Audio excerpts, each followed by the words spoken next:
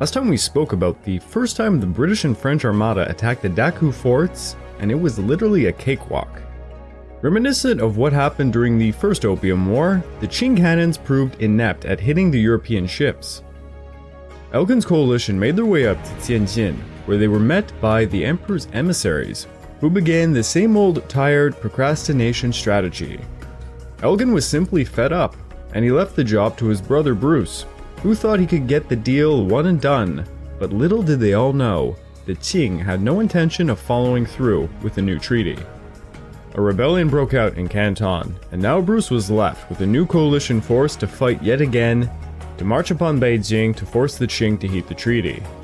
However, this time, the Daku forts were led by Prince Sunguling Qin, and he served the Europeans a truly nasty defeat.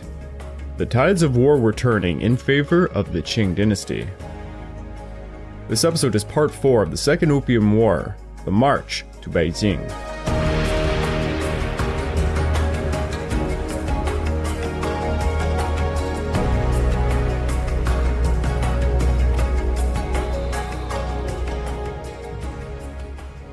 Welcome back to the Fall and Rise of China podcast. I'm your dutiful host, Greg Watson. But before we can begin, I just want to remind you all that this podcast is only made possible through the efforts of Kings and Generals over at YouTube. Perhaps you want to learn a bit more about the history of Asia? Kings and Generals has an assortment of episodes on the history of Asia and much, much more, so go give them a look over at YouTube. So please subscribe to Kings and Generals over at YouTube and continue to help us produce this content by checking out www.patreon.com/kingsandgenerals. And don't forget about our sister podcast over at the Pacific War Week by Week podcast, written and narrated by me. And if after all of that you are still hungry for some more history, why don't you check out my personal channel, the Pacific War channel over at YouTube, where I have a full episode on the Second Opium War, as well as the Taiping Rebellion, which occurred simultaneously with it. Give them a look, it'll mean a lot to me. When news came back to Britain about the loss, Lord Derby's government fell on June the 10th of 1859. Lord Palmerston returned to power at the ripe old age of 75, and he wrote this to the Foreign Office. "We must in some way or other make the Chinese repent for this outrage. We might send a military naval force to attack and occupy Peking." Elgin sat in a cabinet meeting as Palmerston had appointed him Postmaster General in the new Whig government. Elgin prescribed a moderate response, fearing that if Britain toppled the Manchu government, the new masters of China would become the Taiping, who, let's just say, were not great friends to capitalism, and especially not towards the opium trade. For those MPs who still sought diplomacy, a recent event had hurt their cause. American Ambassador John Ward made an attempt at diplomacy, agreeing to go to Beitang, around 160 miles north of Beijing, before heading to the capital. Yet instead of traveling in a sedan chair like a respectable Qing official, Ward accepted the humiliating Chinese offer to use a wooden cart without springs or a cushioned seat. The Chinese, it turns out, slyly told Ward this was the preferred method of transport the Russians took, when in reality it was just a typical transport for tribute bearers. Apparently the trip was so bumpy and painful, Ward chose to walk the last few miles. The Qing were delighted at the sight of the Western representative entering Beijing on July the 27th, on foot like a common peasant. Ward, like so many before him, ran into the kowtow situation. Ward said he was willing to bow, but, quote, "I am accustomed to kneel only to God and women." And to this, some Qing court officials said, "But the emperor is God." And so another absolutely ridiculous war about the logistics of kowtowing emerged. Ward was unwilling to do the full-blown deal, and he kept trying to cut corners. The Qing officials asked if he could just touch the floor with his fingertips instead of his head, but he said no. Then they asked him if he could simply hide his legs behind a curtain, so the emperor would think he was kneeling, when in fact he wouldn't be. Many letters went back and forth trying to find a way to accommodate Ward's kowtowing, but at the last moment, Emperor Xianfeng came out of an opium stupor, and upon receiving recent news about the grand victory at the Daku forts, he simply demanded Ward to do the full-blown kowtow.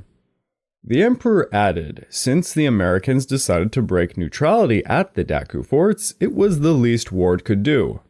Eek. If you can believe it, the kowtow argument went on for 14 days. The emperor eventually ordered Ward and his entourage to be expelled from Beijing. Although this all looked really horrible on the surface, in truth, Ward went to Beitang without interference from the emperor, and he signed a treaty with the Qing officials on August the 15th of 1859. Ward's success was due to the fact, unlike his British and French counterparts, America was not insistent on signing the treaty within the capital itself. The American experience made Bruce look bad, and Palmerston was fed up with the Qing protocols, the kowtowing and such. The British newspapers were calling for blood, and upon hearing news about the Daku Fort disaster, well, let's say the situation was quite delicate. 10% of Britain's tax revenue came from the opium trade in China, and that is incredible, 10%. As Elgin put it in a letter to a colleague, if you humiliate the emperor beyond measure, if you seriously impair his influence over his own subjects, you kill the goose that lays the golden eggs. You throw the country into confusion and imperil the most lucrative trade you have in the world. I know that these opinions are not popular. The general notion is that if we use the bludgeon freely enough, we can do anything in China. I hold the opposite view so strongly that I must give expression to it at whatever cost to myself. Then some international actions stirred things into motion. Italy suddenly seized the Austrian-controlled territory of Lombardy. Rumors began to spread that France was mustering 12,000 infantry, 2 squadrons of cavalry, 6 batteries of artillery, and 20 gunboats most likely to hit Beijing, or perhaps Britain. It does seem to be all hysteria, but one thing was for sure, the British needed to take action to secure their interests in China. The Foreign Secretary on October the 29th ordered Bruce to demand an apology for the lives lost at the Daku forts, for unspecified reparations, and an agreement to respect the terms of the Treaty of Tianjin. The Qing would be given 30 days to respond. No more tactical delays would be allowed. If they failed to meet the deadline, Bruce would block the Beihhe River. Bruce received the orders in January of 1860, but there were some issues. The idea was to starve out Beijing. It's been an idea tossed around quite a few times at this point. However, blockading the Beihhe River would result in just rice crops not getting north. But those living in Beijing could simply sustain themselves on other crops found abundantly at the time within China's north, such as corn and beans, for example. On top of this, Admiral Hope needed to furnish the warships, and it would take until April. Thus, Elgin began to showcase the issues, and it was agreed to extend the deadline until March. Yet for once, the Qing responded surprisingly quick to Bruce's ultimatum on April the 5th, with a straight-out no. Instead, the Qing officials invited Bruce to negotiate with some imperial commissioners, not the emperor, and at Beitang. It seems the Qing remained ever emboldened by their victory at the Daku forts.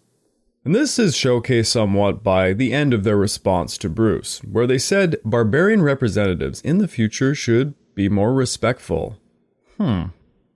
Bruce was out of his depth, and many officials in Britain knew it. Instead of replacing Bruce outright, they simply superseded him with another British emissary, his brother Elgin. Ouch.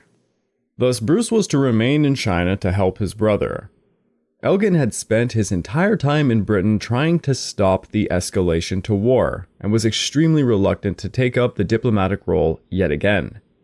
Nonetheless, he felt he had to defend the treaty he had built.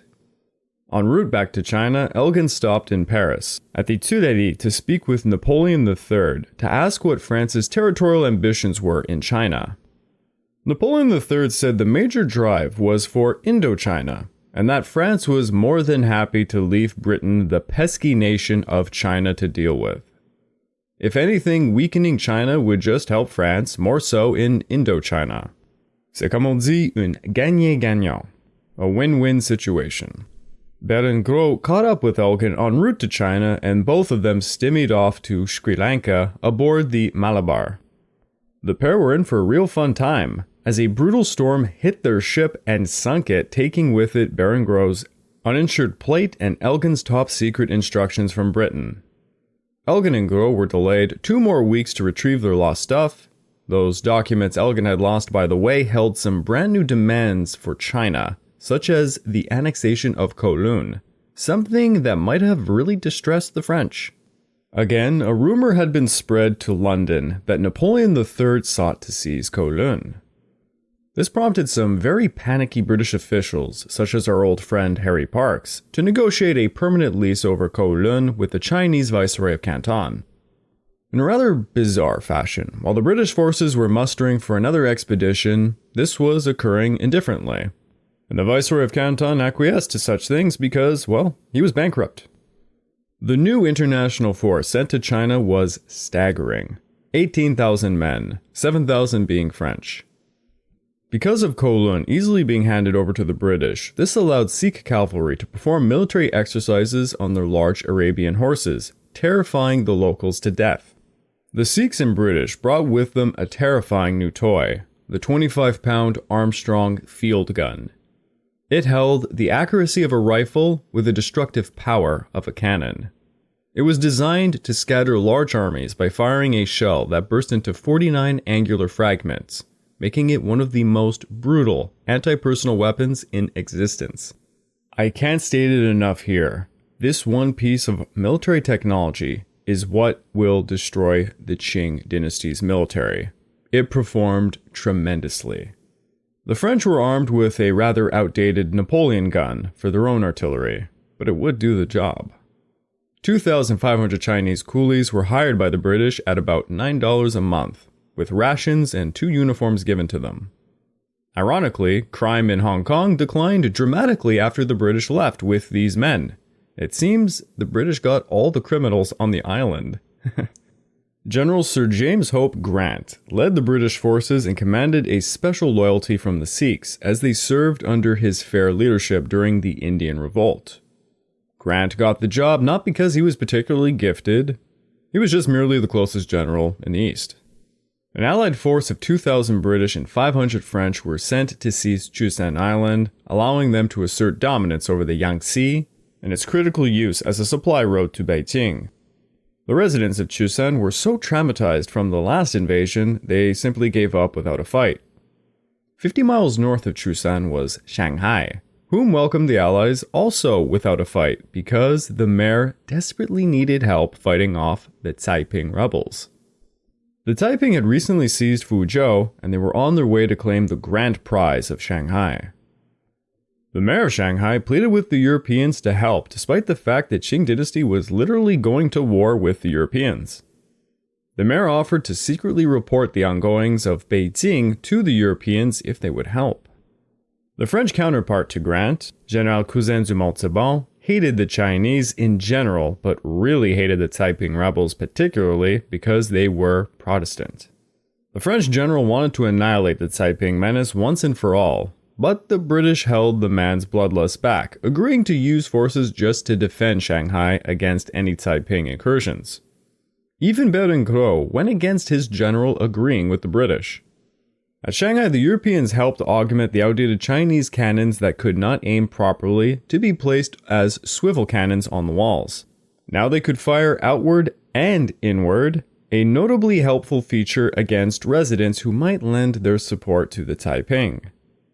They also sold some pieces of artillery to the delight of the mayor of Shanghai. As Elgin approached Shanghai, he was falling further into a spiral of depression, and he had this to write in his diary. If I had been anything but the greatest fool that the world had ever seen, I should have never been where I am now. I deserve to suffer for it, and no doubt I shall do so.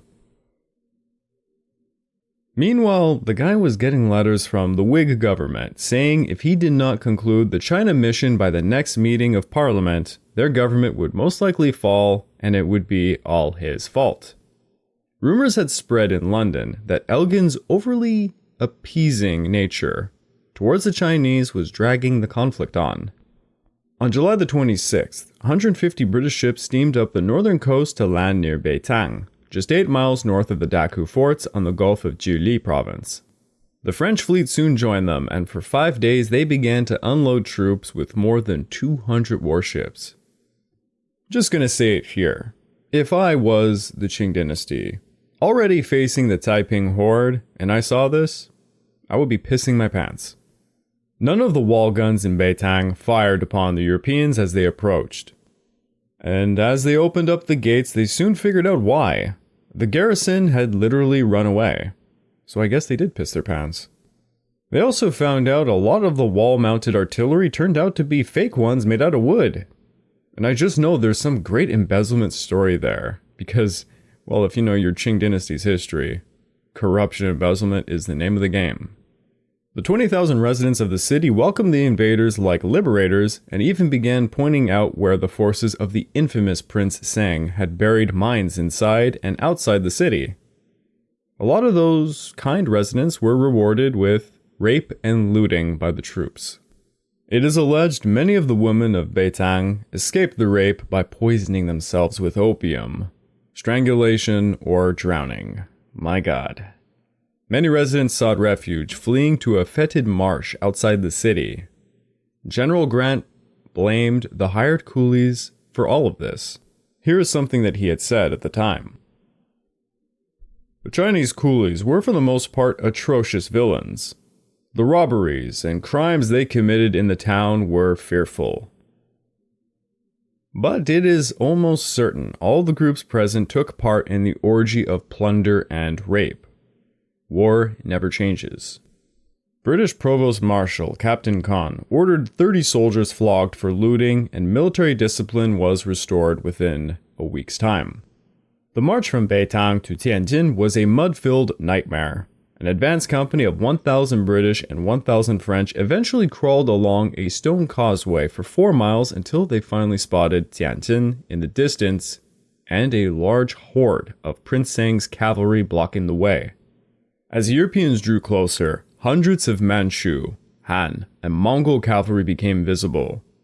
Their sheer numbers were intimidating at first, until the Europeans saw their weaponry.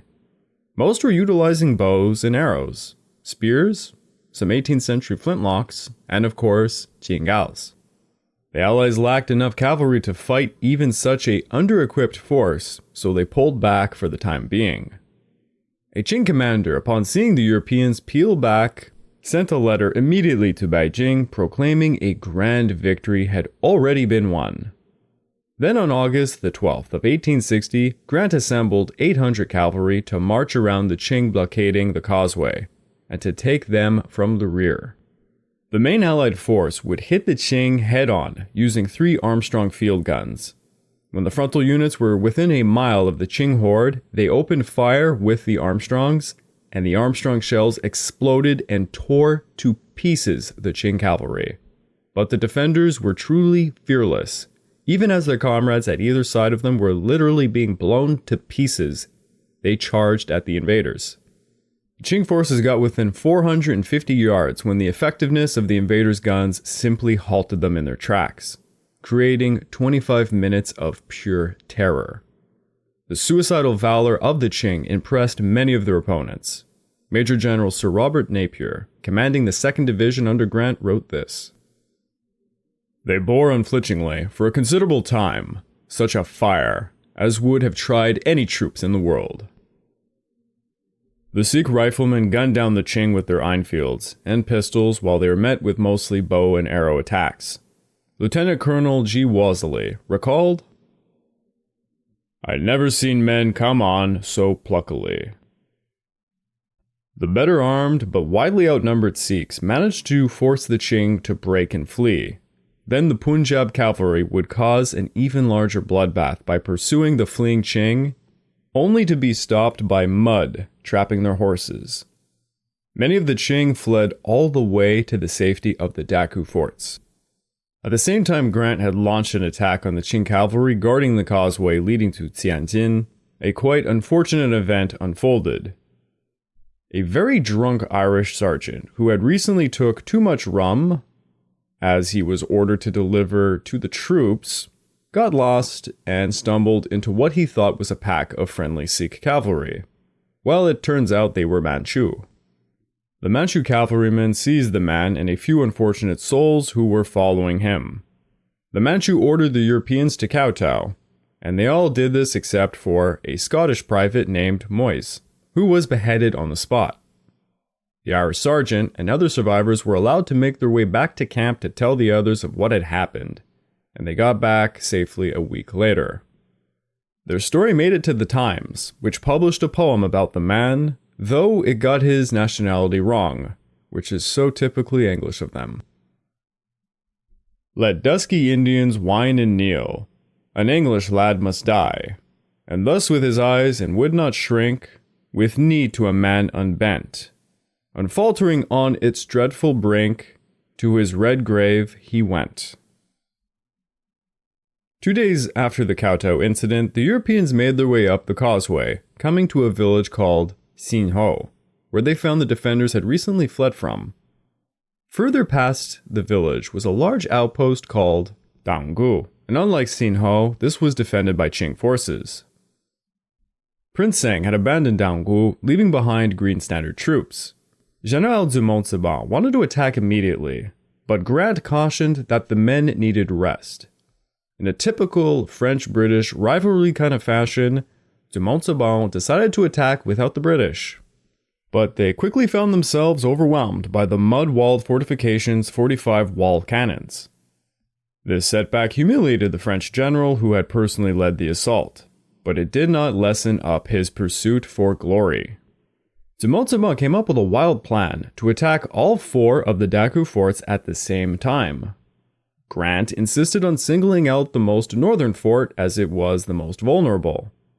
Du Montauban made a mention of the situation in his diary on August the 20th. I shall nevertheless send a French land force to work conjointly with our allies. The object of my observations is, above all, to free myself from military responsibility with reference to my own government. On August the 14th, the British and French took Danggu using 36 guns and 2 rocket batteries before the infantry swept in. As one British lieutenant said to his commander, "The Armstrong gun is a great success." By taking Danggu, the Europeans were now in a great position to attack the northernmost Dagu fort that Grant had singled out. It was just a mile from Danggu across the Beihu River. There was a 6-day delay at this point as the Europeans were bringing the rest of their supplies and equipment along the causeway, and the French garrison in Shanghai had a nasty situation leading them to burn some of the city's suburbs in an effort to drive out the Taiping rebels. On August the 20th, the Europeans set up 6 artillery batteries within half a mile of the northernmost Daku fort and called in for 8 gunboats to attack it from the south. Just before sunrise of August the 21st, the Daku fort opened fire on their position. The Europeans responded by performing a rolling forward bombardment all the way up 500 yards from the fort's walls. Their Armstrongs, 8-inch mortars, 25-pound howitzers, and the French 12-inch cannons absolutely smashed the fort's wall cannons until the Qing were only left with their jingals to operate. At 6:30 a.m., a powder magazine blew up inside the fort, causing a massive explosion, but the defenders kept the fight going on. Once the Europeans were around 30 yards from the fort, a French force led by General Collineau began to scale the walls, but there was a moat in the way.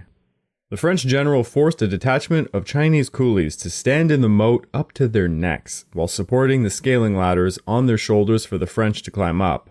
And my God, that is a heinous act. Apparently General Grant felt so terrible upon seeing what happened to the coolies, he decided to give them all an extra month's salary as bonus. Once the French got atop of the walls, they launched a bayonet charge and scattered the remaining defenders while the British blew a small hole in the fort's wall, allowing their own troops to charge in single file. The Qing commander of the fort showed more bravery than many of his men. When he was cornered, he refused to surrender until an agitated captain named Prin of the Royal Marines pulled out his revolver and shot the man dead. Captain Prin then took the commander's peacock feather cap as a trophy of war. It took a few hours for the fort to be secured. The casualties were quite heavy. The British and French reported losing around 200 men. The Chinese were said to have 1,000 dead and another 1,500 who had fled the scene. 9,000 surrendered to General Collineau, kneeling at his feet. The inside of the fort was a horror story. Thomas Balby described the devastation caused by the Armstrong guns to the defenders inside the fort as such: a mass of brains and blood smelling most foully. General Grant awarded 6 Victoria Crosses to celebrate the taking of the first Daku fort. The taking of the northernmost fort meant that the other Daku forts were now uselessly outflanked. They had been built to withstand attacks only from the river, and thus they were quite open from behind. The psychological effect was very apparent, as within 5 hours of taking the fort, 2 emissaries from Hangfu and the viceroy of Jili province turned up to negotiate. They were met by the ever-xenophobic Harry Parkes, who at this point was quite famous to the Chinese for being so xenophobic. Hangfu's emissaries offered to remove the booms blocking the Beihe River and to allow the European ships safe passage to Tianjin, where peace negotiations could resume. Parkes proceeded to crumple Hangfu's letter, and he threw it right in the face of one of his emissaries, a man named Wang, who happened to be an Anglophile and fluent in English. Parkes actually knew this man personally. Parkes was an asshole. Thus, Parkes began screaming that if the other 3 Daku forts did not surrender within the next 2 hours, they would suffer the same fate as the northern one. One European present at this parley described Parkes to be as such. He was harsh and unnecessarily violent towards Wang. This was not customary amongst European nations, and the envoys should be treated with the courtesy common to civilization. Long before Parkes' 2-hour screamfest had elapsed, white flags were already seen waving amongst the 3 Daku forts. Not a single shot had been fired. The path to Tianjin was now open, and as of August the 23rd, Grant took the Armada unchallenged up the riverway with the infantry and cavalry, making their way overland on the twin banks of the river. By August the 27th, the Europeans had an encampment just outside Tianjin, and the ambassadors prepared to negotiate yet again.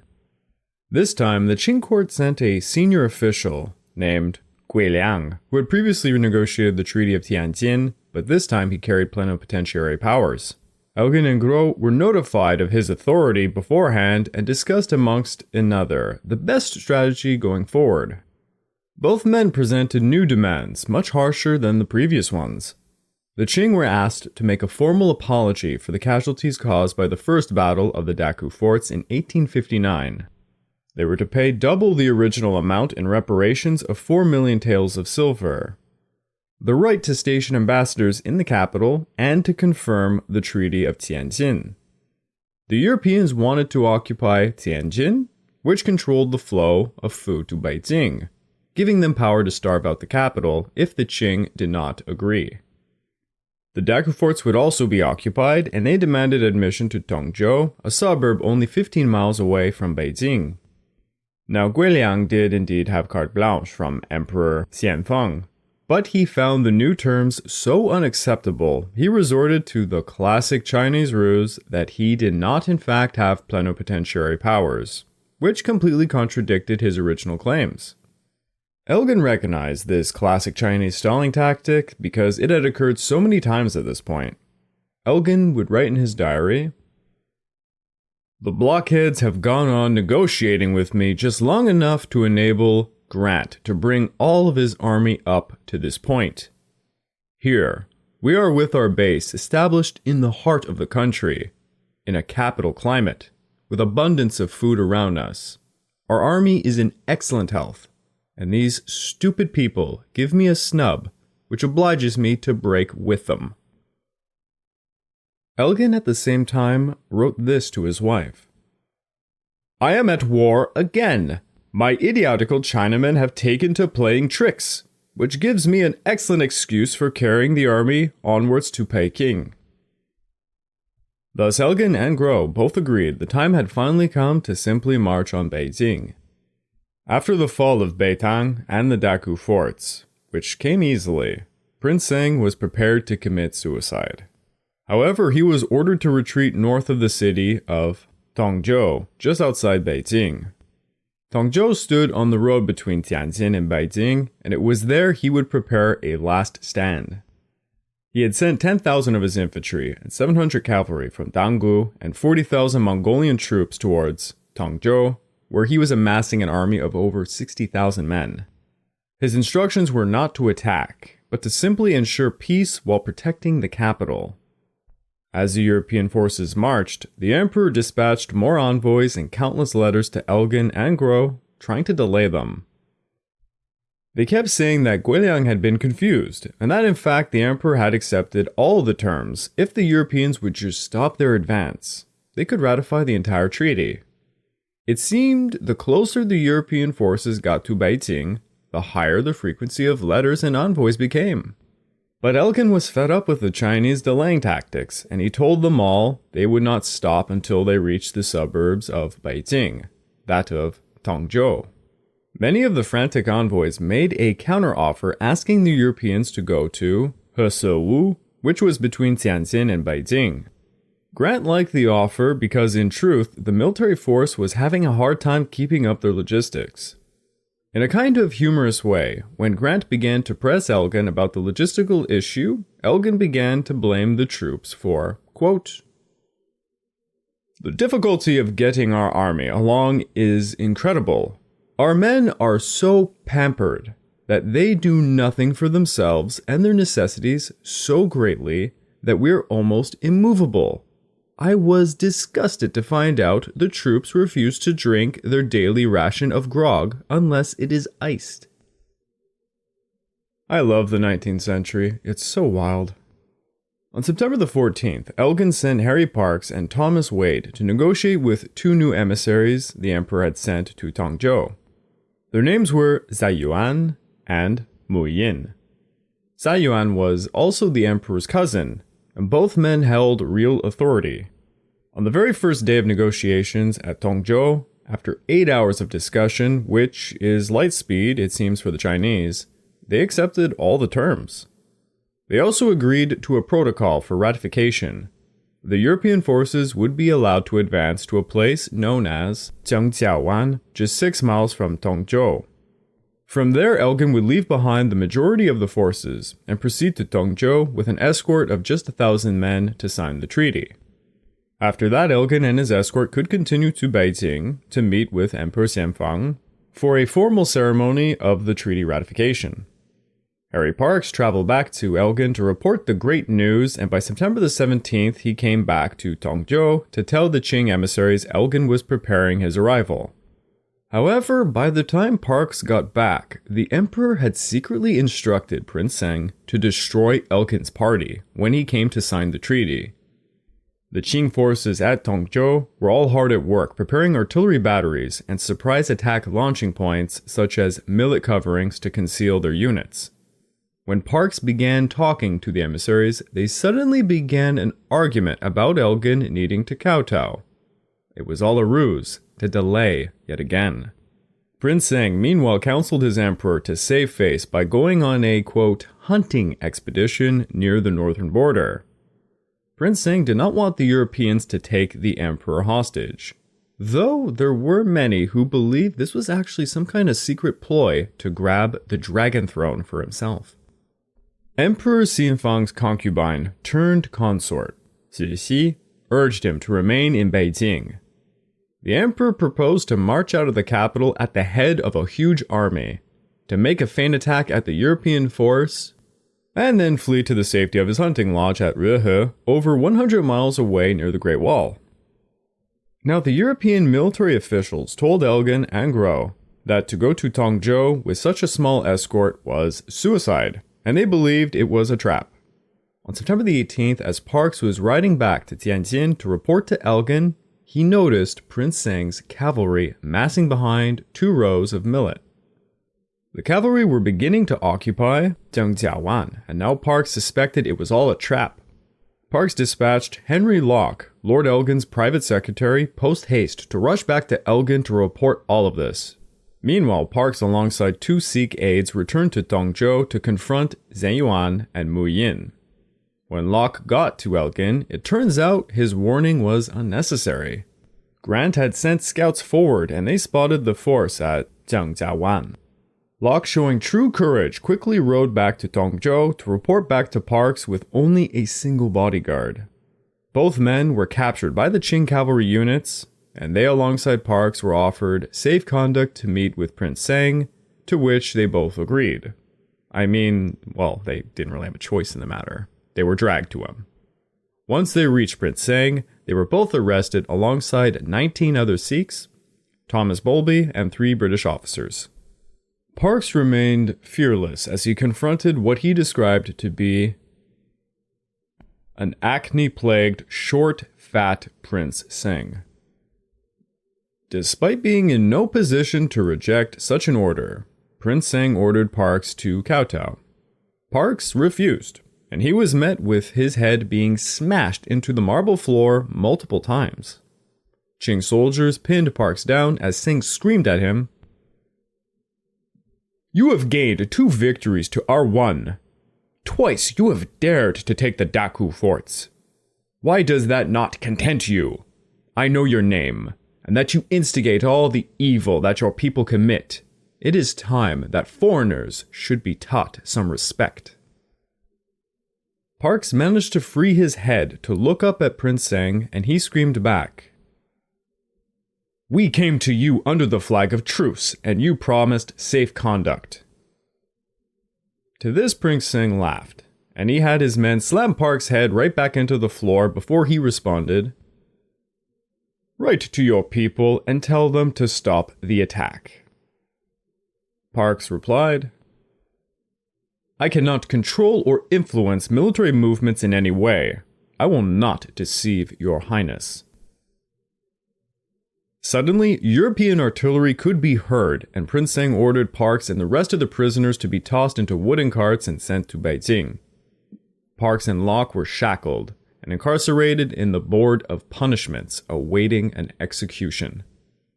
The prisoners' hands were secured with leather straps, and they were moistened so that they would shrink and cut into the victims' wrists. Some of the POWs were sent to the Summer Palace for private inspection and public humiliation in front of the emperor. It was Prince Seng's intention to showcase these prisoners as such so the Qing could witness them and see that they were indeed not invincible, and that they would stop believing the rumors that the Chinese could not win the war. The prisoners were forced to kneel in the palace courtyard, bound without food or water for 3 days. Their hands swelled, and many became gangrenous. Disease and dehydration led to deaths. Parks and Locke, separated at the Board of Punishments, were placed in separate cells and interrogated and tortured. After days of this, they were demanded to write back to Elgin to plead for better terms. Meanwhile, Prince Seng and his men continued to dig in, and for the first time the Qing forces held some real firepower, 70 guns in all. Seng had a 3-mile-wide force of cavalry at Jiangjiawan, serving as a roadblock between the Europeans and Beijing. Seng had over 20,000 troops, and approaching them was a force of just 1,000 French and 2,500 British. Yet again, the Qing were relying upon bows and arrows for their mounted cavalry, and antiquated firelock muskets and jingals to face off against British Enfield rifles and French miniguns, alongside the most formidable weapon, the Armstrong field gun. Seng was using a strategy of encirclement before going in for the kill, something more akin to medieval tactics, that had the serious flaw of stretching Seng's lines out, making them easier for enemy penetration. The smaller European force fought its way forward to meet them head-on with the bulk of Seng's army just outside Dongzhou on September the 21st. The swift Mongolian cavalry charged in like a broad wave at the left flank of the approaching European force, which was moving in 3 columns. Cavalry to the left, artillery in the center, and infantry to the right. The British and French cavalry quickly split up and pulled aside as the artillery in the center wheeled their guns around to fire upon the incoming Mongolians. The Armstrong guns poured salvo after salvo deep into the ranks of the charging cavalry to terrifying effect. The Mongolians pulled their reins up in confusion as the British cavalry of Sikh and Spahi, led by de Montauban, smashed into Tsang's left flank, breaking through the lines and scattering them in a chaotic retreat. The true slaughter came, as one British officer put it, when our artillery opened fire upon the retreating forces with good effect, firing slowly, every Armstrong shell bursting amongst them and bringing down the enemy in clumps. One Qing eyewitness had this to say about the very same event. Our cavalry went out in front, but they were Mongolian horsemen who had never seen battle before. As soon as they heard the sounds of foreign cannons, they turned back. The foot soldiers behind them scattered ranks, and then everyone trampled one another. French infantry assaulted the town of Jiangjiawan as Tsang's Mongolian cavalry ponies were being crushed by the larger Sikh and Spahi horses using their more advanced rifles. As de Montauban's cavalry penetrated the Qing lines, they retaliated as best as they could with jingals and firelock rifles, all the while Armstrongs kept blasting them to pieces. When the Qing cavalry began to rout and flee, the Sikh and Spahi chased them down, bayoneting stragglers. Despite the absolute carnage of the artillery and bayonets, Tsang lost only 1,500 men during the battle, but the Europeans reported only losing 35 men, a staggering difference. By the end of the day, the Qing forces were broken, and the remnants were in full retreat to Beijing. Elgin worried about the consequences of their victory, writing in his diary, "I rode out very early this morning to see my general before he started, and to give him a hint about the looting which had been very bad here. He disapproves of it as much as I do." General Grant had allowed the troops to sack Jiangjiawan, and he considered it reparations rather than vengeance and thievery. Many of the women at Jiangjiawan feared rape, and many of the looting Europeans were shocked to find countless women and children committing suicide by opium overdose. One man named Swinho recalled, "The more conscious of them, beating their breasts, condemned the opium for its slow work, crying out, 'Let us die, we do not wish to live.'" Some British Army surgeons began pumping the victims' stomachs with such success that only one of the victims, who was still alive when the army got there, died. Berenguer shared Elgin's disgust over the looting, and he wrote in a communiqué to the French foreign minister this: "I was heartbroken by the acts of vandalism that I saw committed by our soldiers, as well as by those of our allies, each delighted at the chance of heaping upon the other the blame for the abominable deeds for which all deserved punishment." After the looting was done, the force began to march towards Dongzhou. While the Europeans were marching, over at Balichao were two large bridges that went over the Beihe River towards Beijing, and a Qing army was forming. I would like to take this time to remind all of you that this podcast is only made possible through the efforts of Kings and Generals over at YouTube. Please go subscribe to Kings and Generals over at YouTube and continue to help us produce this content by checking out www.patreon.com/kingsandgenerals. And hey, don't forget about our sister podcast, the Pacific War Week by Week podcast, written and narrated by me. And if after all that you are still hungry for some more history, why don't you check out my personal channel, the Pacific War channel over at YouTube, where I have a full episode on the Second Opium War, as well as the Taiping Rebellion, which happened at the same time as it. Give them a look, it'll mean a lot to me. The European coalition forces served Prince Tsang a bunch of nasty defeats, and it seems it was impossible to stop them from marching upon Beijing. All that was left in their path was the great bridges at Balichao, where Prince Tsang would make his last stand.